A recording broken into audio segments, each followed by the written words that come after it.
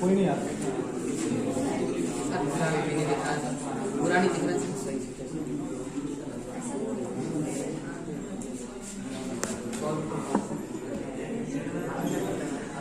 सही।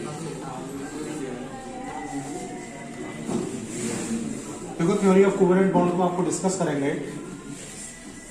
कल जो आपको कंसेप्ट पढ़ाई थी उसमें आपको बताया लैंगमर कंसेप्ट के बारे में आपको डिस्कस किया था। और जो लैंगमर कंसेप्ट कल हम लोगों ने डिस्कस किया, लीव्स और लैंगमर का कंसेप्ट था जो कल मैंने आपको पढ़ाया। कोवेलेंट बॉन्डिंग के बारे में कल हम लोग डिस्कस किए। मैंने आपको बताया कि जब भी कभी नॉन मेटल आपस में इलेक्ट्रॉन को शेयर करते हैं तो आपस में इलेक्ट्रॉन को शेयर करने के बाद वो कनेक्ट हो जाते हैं, जिसे हम लोग कोवेलेंट बॉन्ड कहते हैं। और फाइनली हमने बताया कुछ ड्रॉबैक कोवेलेंट बॉन्ड के हम लोग डिस्कस कर रहे थे आपसे। और कौन कौन से ड्रॉबैक मैंने आपको बताया कोवेलेंट बॉन्ड के। सबसे पहला तो मैंने आपको बताया था कल जब मैं लास्ट में आपको स्टडी करा रहा था कि जो लुईस कंसेप्ट या लैंगमर थ्योरी थी उसमें कंफर्मेशन नहीं हो पाया कि हमारे जो सिंगल बॉन्ड है, जो डबल बॉन्ड है या ट्रिपल बॉन्ड है, उनकी लेंथ क्या होने वाली है। सिंगल, डबल और ट्रिपल बॉन्ड में बॉन्ड की लेंथ क्या होने वाली है। तो बॉन्ड लेंथ के बारे में कोई कंफर्मेशन इस कंसेप्ट के अंदर नहीं था। सेकंड प्रॉब्लम ये था इस कंसेप्ट के अंदर कि आपके पास जो बॉन्ड बने हैं उन बॉन्ड्स के मिड में एंगल क्या होने वाला है, यानी जो बॉन्ड एंगल्स है उनके बारे में कोई वेरिफिकेशन नहीं है। थर्ड मैंने आपको बताया था कि अगर हमारा एटम शेयर डिफरेंट एटम के मिड हुआ है इलेक्ट्रॉन शेयर, तो ऐसी कंडीशन में क्या होता था, जो इलेक्ट्रॉन पेयर था वो एक इलेक्ट्रोनेगेटिव एटम को डिस्प्लेस होता था। और जब इलेक्ट्रॉन पेयर इलेक्ट्रोनेगेटिव को डिस्प्लेस होगा तो वो नेगेटिव हो जाएगा, ये पॉजिटिव हो जाएगा। और हमने कल कहा था आपसे कि इसमें आयनिक करैक्टर जनरेट हो जाएगी, लेकिन क्वेश्चन मार्क ये था कितने % आयनिक करैक्टर जनरेट होगा, ये कोई कंफर्मेशन नहीं किए गए थे। फोर्थ प्रॉब्लम ये था इस कंसेप्ट के अंदर बेटे कि जो आपने कोवेलेंट बॉन्ड का स्टडी किया था उस कोवेलेंट बॉन्ड में सिंगल बॉन्ड, डबल बॉन्ड और ट्रिपल बॉन्ड में स्ट्रेंथ कैसे फाइंड करेंगे हम लोग, कौन सा बॉन्ड ज्यादा स्ट्रांग होगा, इसके बारे में कोई कंफर्मेशन इस बॉन्ड के अंदर नहीं रिप्रेजेंट किया गया था। तो बॉन्ड एनर्जी के बारे में कोई कंफर्मेशन नहीं था।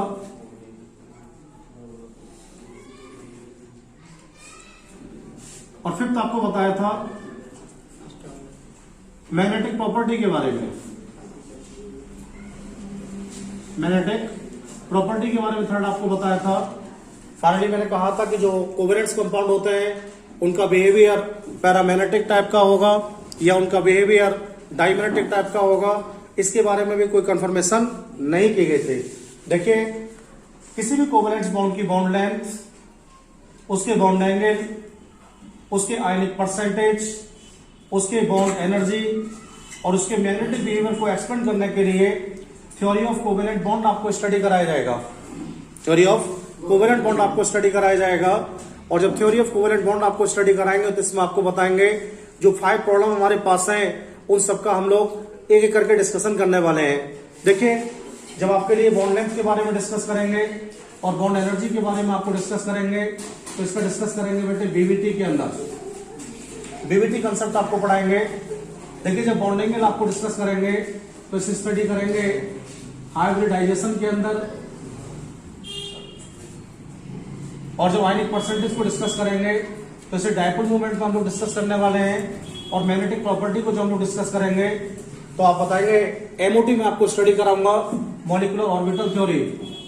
तो इन सब प्रॉब्लम को सॉल्व करने के लिए डिफरेंट टाइप के थ्योरी रिप्रेजेंट किए गए हैं। मैंने आपको बताया है किसी भी कोवेलेंट बॉन्ड की बॉन्ड लेंथ और उसकी बॉन्ड एनर्जी को वेरीफाई करने के लिए अभी आपको पढ़ाना स्टार्ट करेंगे valency bond theory. Valency bond theory आपको पढ़ाना स्टार्ट करेंगे। दूसरी बात आपको बतानी है, किसी भी कंपाउंड्स में आयनिक परसेंटेज कैसे जनरेट होगा, इसको स्टडी करने के लिए डाइपोल मोमेंट में आपको स्टडी कराऊंगा। और मैंने आपको बताया है बॉन्ड एंगल के लिए मैं आपको हाइब्रिडेशन स्टडी कराऊंगा और मैग्नेटिक प्रॉपर्टी के लिए मैं मॉलिक्यूलर ऑर्बिटल थ्योरी आपको स्टडी कराऊंगा। तो इतने सारे कंसेप्ट हम लोग पढ़ेंगे इन सब ड्रॉबैक को क्लियर करने के लिए। तो सबसे पहले जब बात आपसे होगी तो वैलेंसी बॉन्ड थ्योरी की बात आपसे होगी।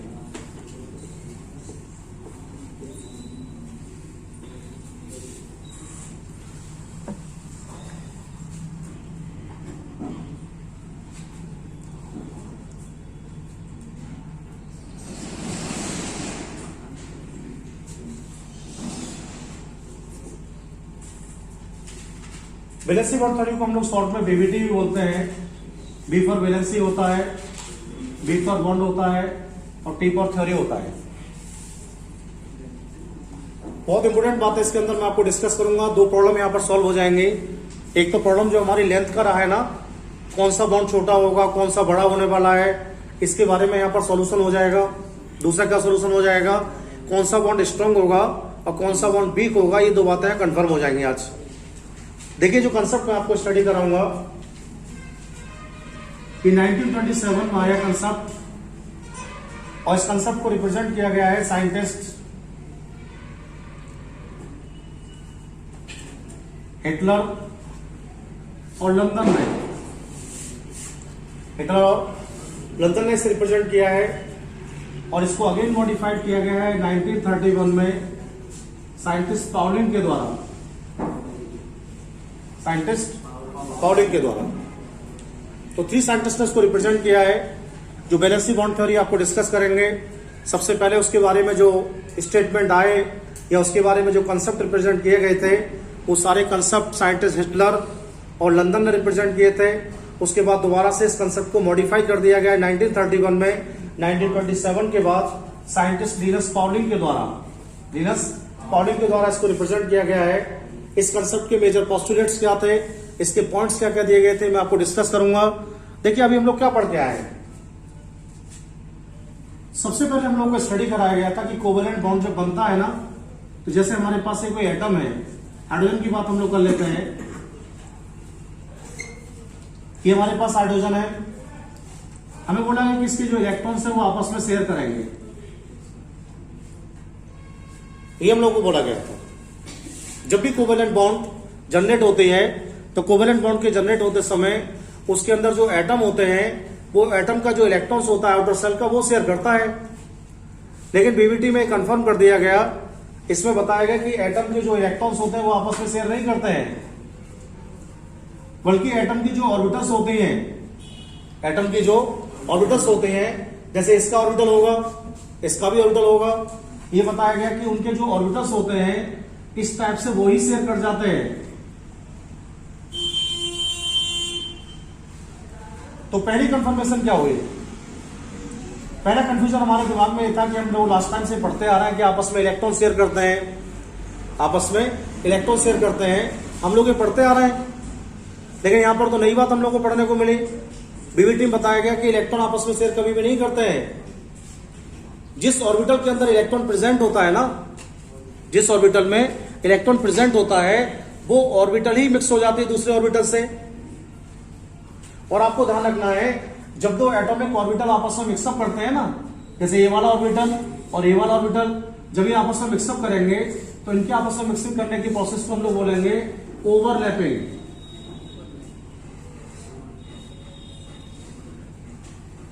ओवरलैपिंग हम लोग इसे बोलते हैं, हिंदी में टर्म है अतिव्यापन।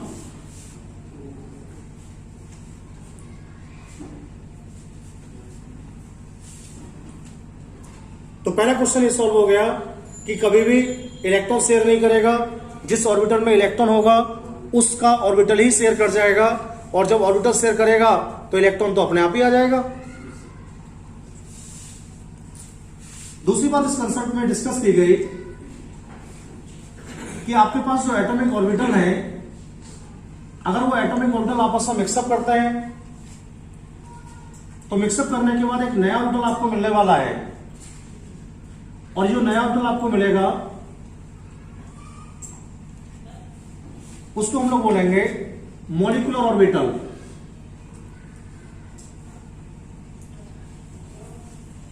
मॉलिक्यूलर ऑर्बिटल हम लोग बोलेंगे, और हम लोग इसे शॉर्ट में रिप्रेजेंट करते हैं एमओ से। कैसे करते हैं? एमओ से हम लोग शॉर्ट में इसको रिप्रेजेंट करते हैं। तो इसका मीन्स ये हो गया कि जब भी एटॉमिक ऑर्बिटल आपस में मिलेंगे तो एटॉमिक ऑर्बिटल आपस में मिलने के बाद क्या करेंगे?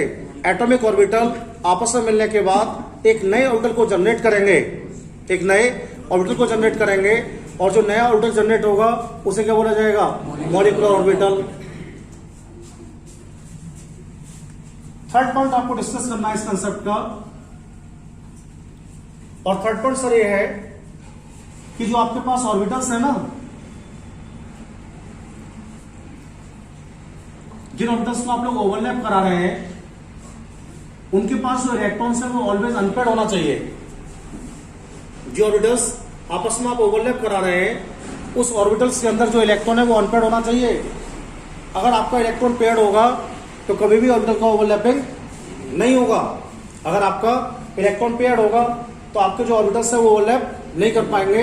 तो बॉन्डिंग का थर्ड कंडीशन ये बताया गया कि जिन ऑर्बिटल्स में हम लोग ओवरलैपिंग करा रहे हैं, या जिन ऑर्बिटल्स को हम लोग किसमें चेंज करना चाह रहे हैं? एमओ में चेंज करना चाह रहे हैं, उसका इलेक्ट्रॉन अनपेयर्ड होना चाहिए। ओवरलैपिंग के बाद क्या होगा? ओवरलैपिंग के बाद ये इलेक्ट्रॉन ऑटोमेटिकली क्या हो जाएगा? पेयर्ड हो जाएगा। क्या हो जाएगा? पेयर्ड हो जाएगा। फोर्थ पॉइंट क्या बताया गया? दिख रहा ना होता? दिख रहा ना? ये पार्ट दिख रहा है तक? फोर्थ पॉइंट डिस्कस की गई, जो हमारे पास एटॉमिक ऑर्बिटल्स हैं, इनको अगर हम लोग ओवरलैप कर देते हैं तो ओवरलैप करने के बाद क्या होगा? जो एमओ हम लोगों को मिलेगा ना, उस एमओ में दो न्यूक्लियस होंगे। एक तो न्यूक्लियस पहले वाले एटम का होगा और दूसरा न्यूक्लियस किसका होगा? दूसरे वाले एटम का होगा। दो न्यूक्लियस होंगे इस एमओ ऑर्बिटल के अंदर, और आपको बताना है जो एमओ है जिसमें दो न्यूक्लियस हमारे पास अवेलेबल है, उसे हम लोग बोलते हैं वाई सेंटर्ड। क्या बोलते हैं? वाई सेंटर्ड हम लोग बोलते हैं। देख रहे हैं?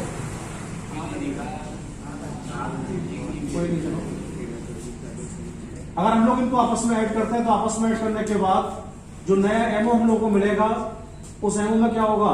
उस एमओ के अंदर दो सेंटर आएंगे। बेटे एक तो न्यूक्लियस आएगा इस वाले एटम से, और बेटे एक न्यूक्लियस आएगा इस वाले एटम से। दो न्यूक्लियस इसके अंदर आएंगे, और जिस मॉलिक्यूलर ऑर्बिटल्स के अंदर दो न्यूक्लियस होते हैं ना, उसे हम लोग बाई सेंटर्ड बोलते हैं। क्या बोलते हैं? बाई सेंटर्ड हम लोग उसे बोलते हैं। आपको बताना है आपकी जो इलेक्ट्रॉन पेयर है वो इन दोनों के मिड में होगी ऑलवेज, और वो भी किस फॉर्म में होगी? इलेक्ट्रॉन क्लाउड में होगी। इलेक्ट्रॉन क्लाउड में इसके अंदर होगी, क्योंकि इलेक्ट्रॉन मूवमेंट करेगा। तो आपको बताना है जो हमारे पास एटॉमिक ऑर्बिटल्स हैं, ये जिन ऑर्बिटल्स को हम लोग आपस में ऐड कर रहे हैं, उन ऑर्बिटल्स की जो एमओ बनी है वो एमओ बाई सेंटर्ड होने वाली है, और जो इलेक्ट्रॉन पेयर हमारा है वो उन दोनों बाई सेंटर्ड के बीच क्या होता है? प्रेजेंट होता है। इलेक्ट्रॉन न्यूक्लियस के बीच में होता है दोनों पे। और क्या होता है मालूम है?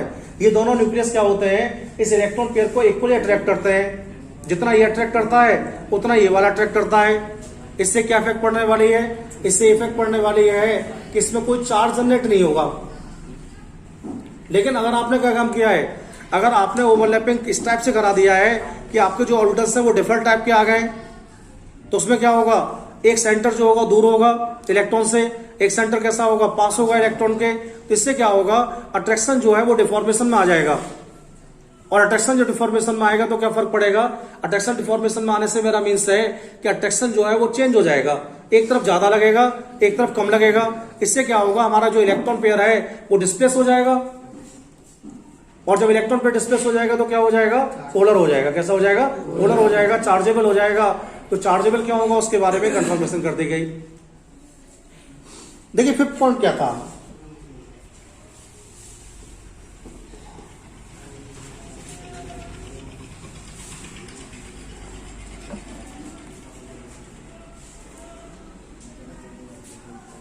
बेटे हमारे पास है न्यूक्लियस है,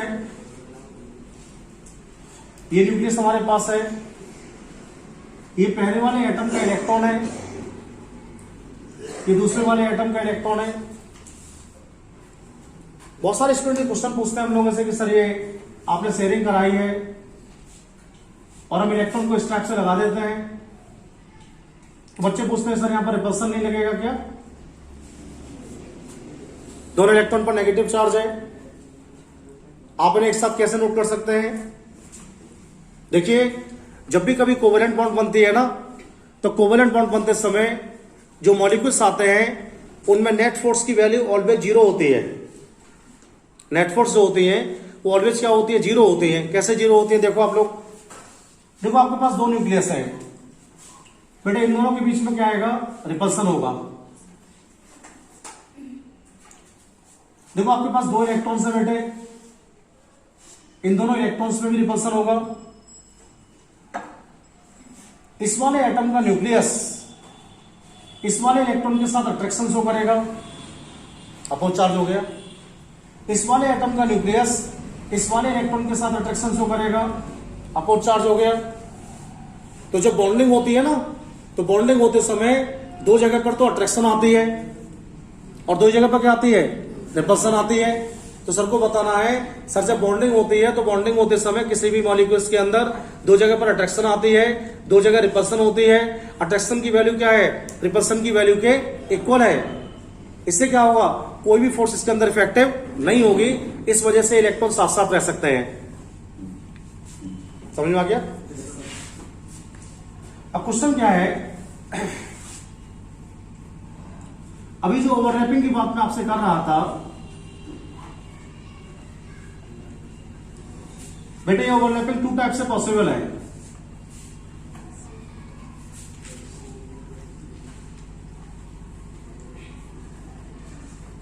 एक तो कोलेटरल टाइप से हो सकती है,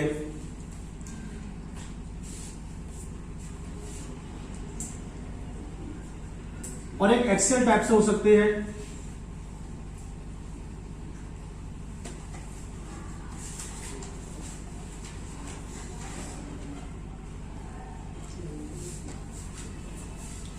कोलेटरल टाइप की ओवरलैपिंग क्या होती है और एक्सियल टाइप की ओवरलैपिंग क्या होती है, इसके बारे में आपको डिस्कस करेंगे अब।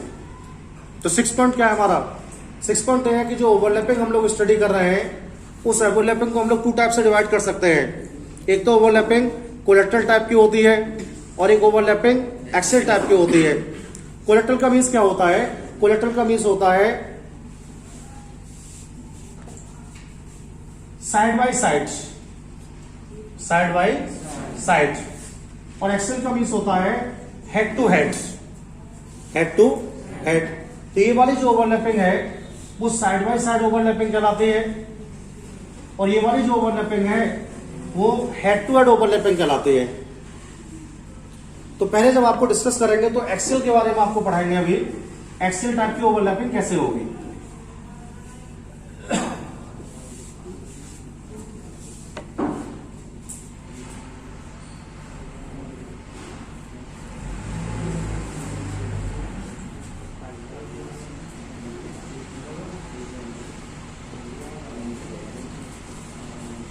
एक्सियल ओवरलैपिंग है, हिंदी में हम लोग इसे पढ़ते हैं अक्षीय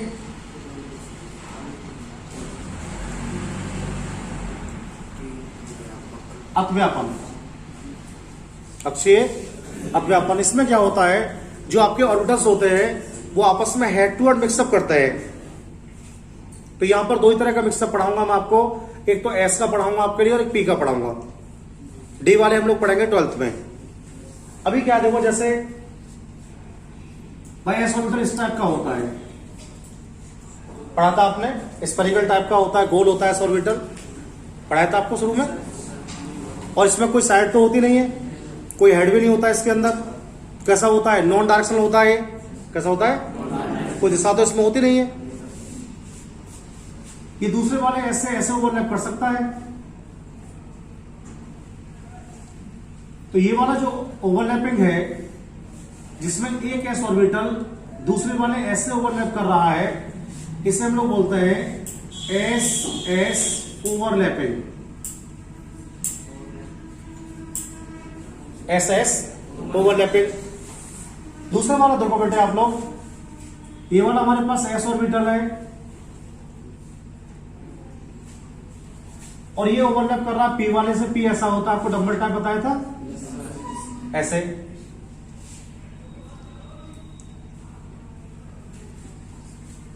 तो ये जो ओवरलैपिंग हुआ है उसे हम लोग पढ़ने वाले हैं बेटे एसपी ओवरलैपिंग।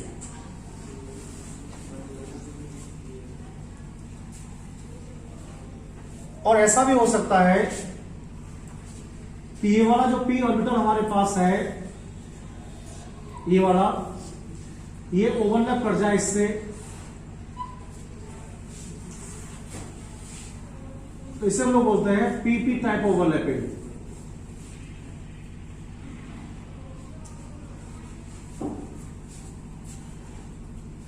अभी क्वेश्चन आपके दिमाग में आ रहा होगा, सर आप पहले से पढ़ाए थे तो ऐसे पढ़ाए थे हम लोगों को, ये लो आपने ऐसे बनाई थी बड़ी बड़ी दोनों, ये छोटी कर दी आपने। एक्चुअल में क्या होता है, जहां ओवरलैपिंग होती है ना वहां इलेक्ट्रॉन डेंसिटी ज्यादा होती है। जहां पर ओवरलैपिंग होती है वहां पर इलेक्ट्रॉन डेंसिटी क्या होती है, ज्यादा होती है। और जहां इलेक्ट्रॉन डेंसिटी ज्यादा होती है वहां पर लोब का साइज बढ़ जाता है और जो दूसरा वाला होता है वो घट जाता है।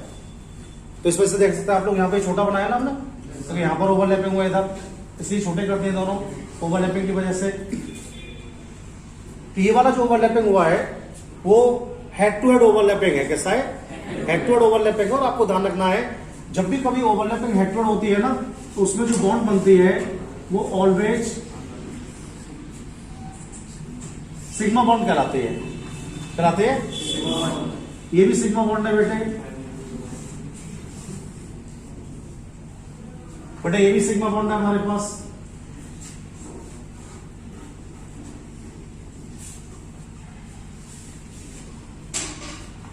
और आपको ध्यान रखना है, इस बॉन्ड में जो भी इलेक्ट्रॉन आएंगे वो ऑलवेज सिग्मा इलेक्ट्रॉन कहलाएंगे,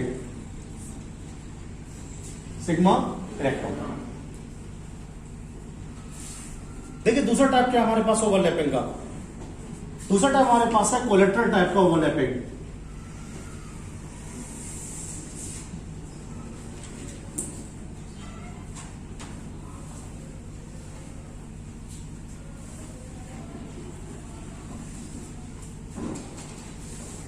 पास टूप कहते हैं हम लोग इसे, साइड से ऐसे होता है ना, ये लिखते हैं हम लोग हिंदी में से इस टाइप से।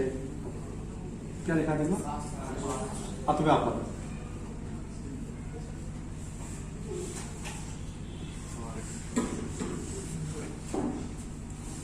कोलेटरल में क्या होता है, कोलेटरल में ऑर्बिटल साइड से मिल सकते हैं केवल। अब साइड से मिलने के पास एस में तो कोई साइड आपके पास भाई है नहीं, लेकिन पी वाला जो बनाया है उसमें साइड है। देखो ये वाली, ये साइड है, ये साइड है, ये साइड है, ये साइड है। तो हम लोग इसे ऐसे कर सकते हैं बेटे, जैसे मैंने ये वाला ऑर्बिटल बनाया है, दिख रहा है आपको, और एक मैंने ये वाला ऑर्बिटल बना दिया इसमें, और ऐसे मिला दिए दोनों मैंने आपस में। तो ये जो ओवरलैपिंग हुआ है वो कैसा है, कोलेटरल टाइप का। कैसा है, अगर आपके एटॉमिक ऑर्बिटल, अगर आपके atomic orbital side by side ऐसे मिलते हैं, जैसे मेरे पास ये मार्कर है, ये जो मिला है वो हेड टू हेड ओवरलैपिंग है, राइट। और ये ऐसे मिलेंगे साइड से, तो ये साइड बाय साइड ओवरलैपिंग है। देखिए साइड बाय साइड ओवरलैपिंग जब हो रही है ना, तो एक चीज नोटिस कर सकते हैं आप लोग, यहां पर जो ओवरलैपिंग है वो दो पोजिशंस के ऊपर हो रही है। और जब भी एटॉमिक ऑर्बिटल आपस में साइड बाय साइड मिलते हैं ना, तो उससे जो बॉन्ड बनती है उस बॉन्ड को हम लोग बेटे पाई बॉन्ड कहते हैं। क्या कहते हैं, पाई बॉन्ड। सिग्मा बॉन्ड जो होता है उसे ऑलवेज सिग्मा से ही शो करते हैं, और पाई बॉन्ड को हम लोग ऑलवेज पाई से शो करते हैं। और इस बॉन्ड में जो भी इलेक्ट्रॉन प्रेजेंट होते हैं उन इलेक्ट्रॉन्स के लिए हम लोग पाई इलेक्ट्रॉन्स बोलते हैं। क्या बोलते हैं, पाई इलेक्ट्रॉन्स बोलते हैं। तो सबसे पहला क्वेश्चन तो यही हो गया कि पीवीटी के अंदर कि भाई पाई और सिग्मा बॉन्ड क्या होते हैं। तो आपको बताना यह है कि हमारे पास जो एटॉमिक ऑर्बिटल्स हैं वो दो तरह से मिक्सअप कर सकते हैं। एटॉमिक ऑर्बिटल एक तो एक्सियल ओवरलैपिंग कर सकते हैं, एक्सियल ओवरलैपिंग कर सकते हैं, और दूसरा क्या कर सकते हैं, कोलेटरल ओवरलैपिंग कर सकते हैं। सर आपको पूछेंगे दोनों में डिफरेंस क्या होता है, आपको बताना है जो एक्सियल ओवरलैपिंग होती है उसमें एटॉमिक ऑर्बिटल आपस में हेड टू हेड मिलते हैं। कैसे मिलते हैं, हेड टू हेड। सर पूछेंगे कितने तरह से हो सकता है, आप बताएंगे सर एस एस में हो सकता है, तो उसे बोलेंगे S S overlapping. S P में हो सकता है तो उसे बोलेंगे S P overlapping, P P में हो सकता है तो उसे बोलेंगे एस पी ओवरलैपिंग, लेकिन सर पी पी ओवरलैपिंग।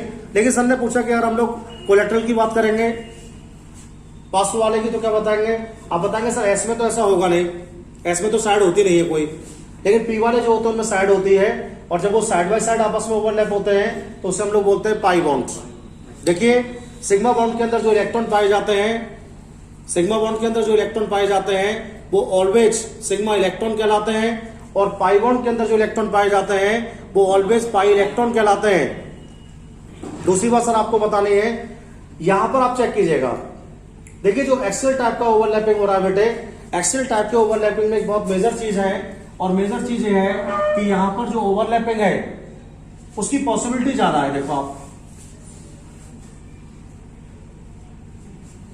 ये ज्यादा ओवरलैप हो सकता है, लेकिन यहां पर आप देखेंगे यहां पर जो ओवरलैपिंग पॉसिबिलिटी वो क्या है, कम है।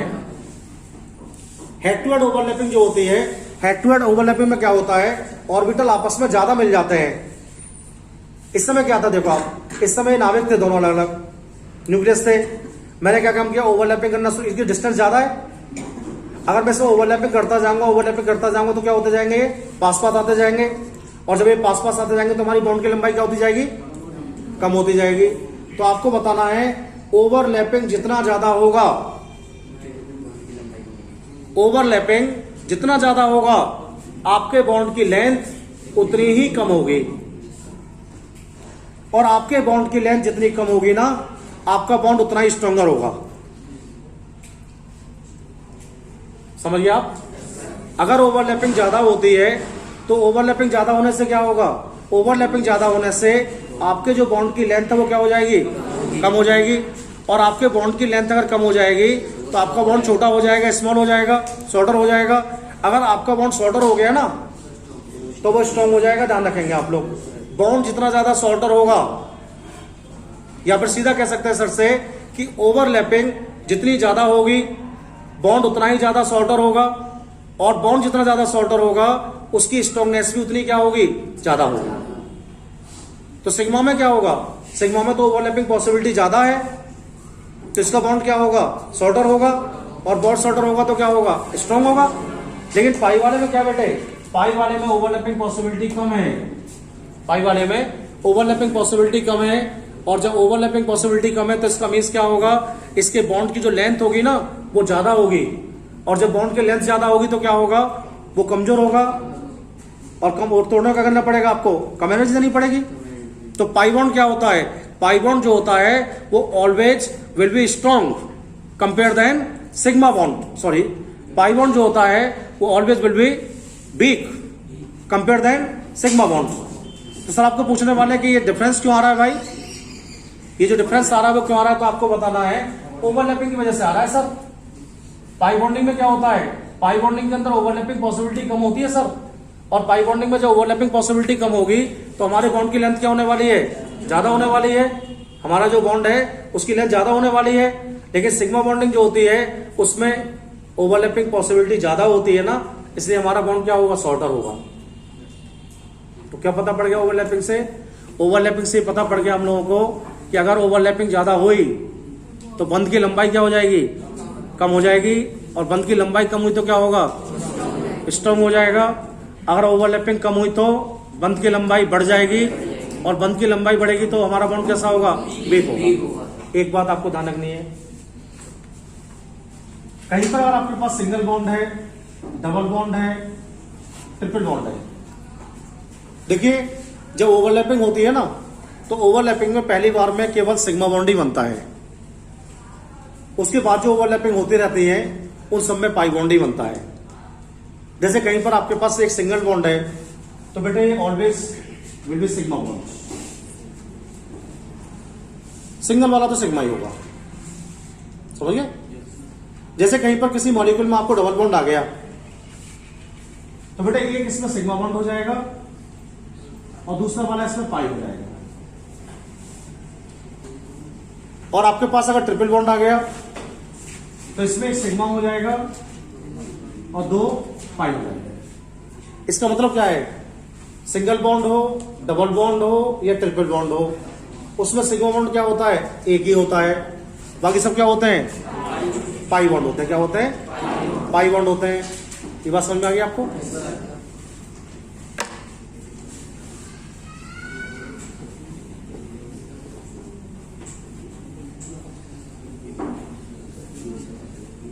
जैसे हमारे पास एक बेंजीन है,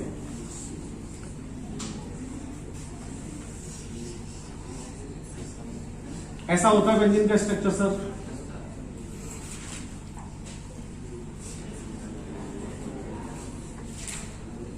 लाइक दिस, ऐसा। तो आप में से कौन बताएगा इसमें कितने सिग्मा बॉन्ड है, कितने पाई बॉन्ड है? एक स्टूडेंट बताओ।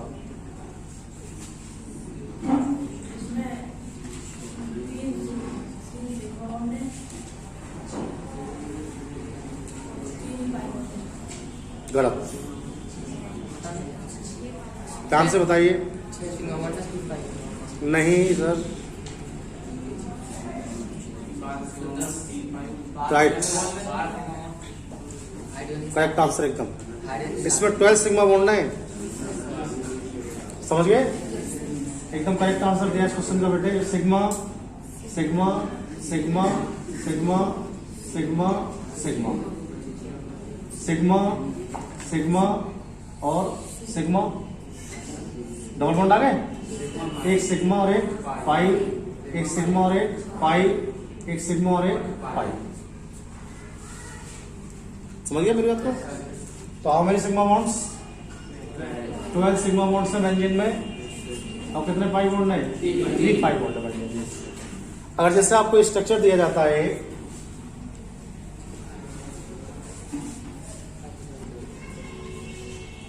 H C triple bond, C और H,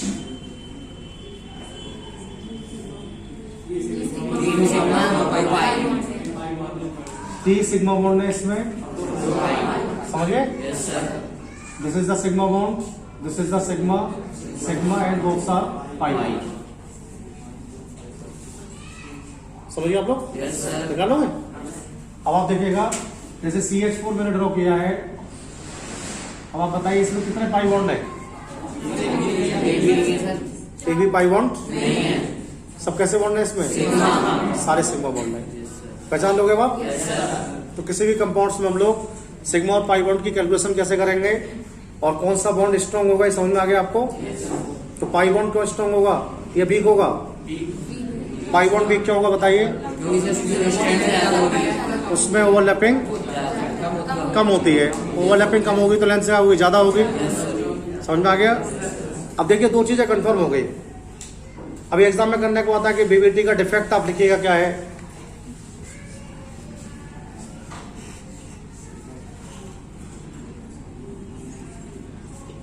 डिफेक्ट ऑफ बीबीटी क्या है?